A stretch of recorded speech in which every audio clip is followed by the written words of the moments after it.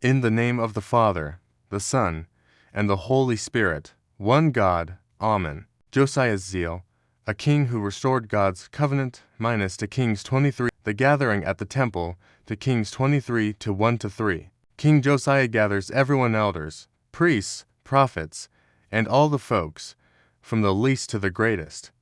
Can you picture it? In the grand temple, he stands tall and reads aloud from the book of the covenant. Everyone's there, completely focused, soaking in God's word. It's a powerful moment. Then, with all his heart and soul, Josiah promises to follow God's ways. It's like a fresh start for the whole community. Right. In the Ethiopian Orthodox Church, Scripture is read out loud during the liturgy, which is such a beautiful reminder that the word is for everyone, not just the clergy. It really shows that salvation is a community thing. You know, cleansing the temple of idols v. 4-7. Josiah is really on a mission here. He tells the priests to get rid of all those pagan vessels and burn them up. Then, he goes ahead and tears down the houses of male prostitutes right by the temple, making sure to clean house and get rid of anything unholy. It's all about restoring purity and respect.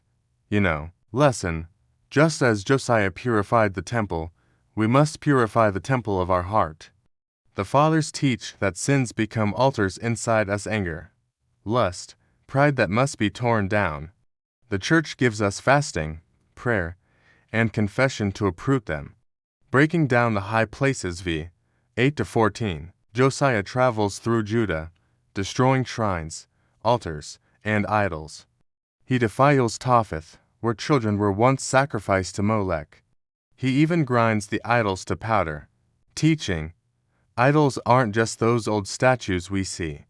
Nowadays, they can be money, fame, addictions, and all those tempting desires that pull us away from what really matters. In Ethiopian culture, fasting seasons are a powerful way to help us let go of these distractions. It's all about giving true worship to the living God, who deserves our hearts and minds.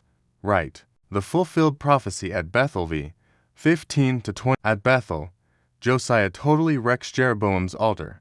This act is a big deal because it actually fulfills a prophecy that was given ages ago in 1 Kings 13. And get this, even the tomb of the prophet who called this out is kept safe by God's amazing providence. Isn't that just incredible? God's word never fails. You know, even if it takes generations, His promises always come through. We just need to trust Him, even when the answer feels far away. It's all about having faith, right? It's like a journey, and sometimes the road gets bumpy, but that's okay. Just keep believing, and you'll see how everything unfolds beautifully in His perfect timing. Restoring the Passover v. 21-23. Josiah tells everyone to celebrate the Passover, just like the law says. Can you believe it? It had been ages since they celebrated it this fully, like, since the days of the judges. The whole nation comes together to remember how God saved them. It's such a powerful moment, right? Teaching. This hints at the Holy Kurban Eucharist. Christ is the true Passover lamb. You know, the Ethiopian Orthodox Church warmly invites us to the mysteries with deep respect, fasting, and a heart full of repentance, just like Josiah called Israel to worship in purity. It's all about connecting with the divine in a meaningful way, right? A king of unmatched zeal v. 24-25. The Bible says no king before Josiah turned to God with such wholehearted devotion, heart, soul, and might. He removes mediums, spirits, and abominations from the land. Lesson: God desires not half but full devotion. In Ethiopia, amazing saints like Abba Jibir Menskidis and Saint Tekel Haymanot gave themselves completely to God. Just like Josiah, we're called to total surrender. You know, the unavoidable wrath v. 26-27. Even with Josiah's faithfulness, God does not turn away His anger against Judah because of Manasseh's sins. The judgment of exile is still certain. Teaching. Sin leaves scars, you know. Even if we're forgiven, the consequences can stick around. Just like with David's sin, the effects carry on.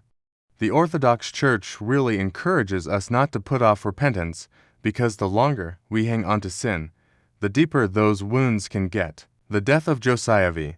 2830. Josiah goes to battle Pharaoh Necho at Megiddo and is killed. His servants bring him back, and the people mourn bitterly for their righteous king. Life can be really unpredictable, right? Even the most righteous among us can face untimely death.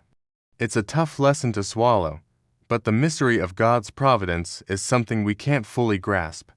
The Church reminds us to always be prepared because, honestly, no one knows when their time is up.